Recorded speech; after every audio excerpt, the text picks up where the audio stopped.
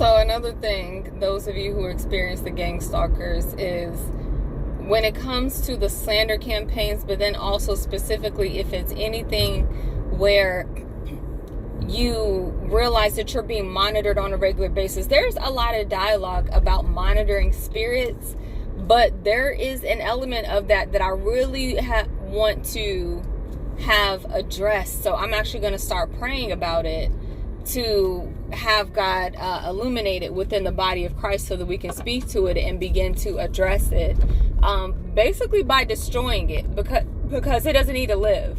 Like, this isn't something where it's like, I want us to be addressed and we're just going to sit and chat about it. No. We're going to kill this thing.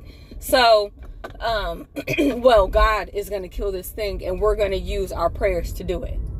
So, monitoring spirits, like these people, there's a lot of people that just be like, oh my God, monitoring spirits. And sometimes it is a spirit and that's it. And sometimes it's a spirit that's in somebody where they sit up here and they're asking a bunch of questions, penetrating questions, and you know that, like, you start getting that sinking feeling like, oh my God, I shouldn't tell this person anything.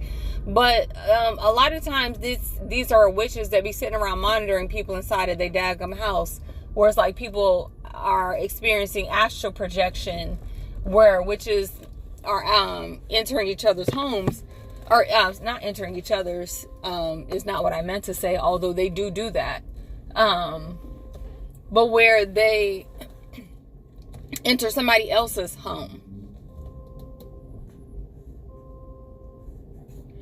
And so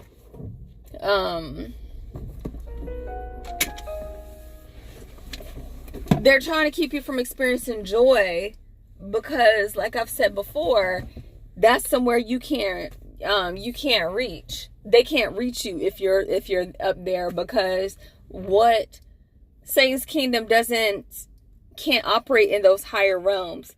But it's really, really important to remain in joy, to laugh constantly, to laugh all the time, to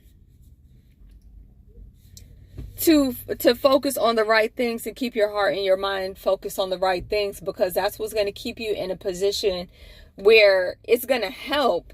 But it is God's grace alone that is going to save and protect us and cover us. But it definitely helps keeping that evil from having any effect.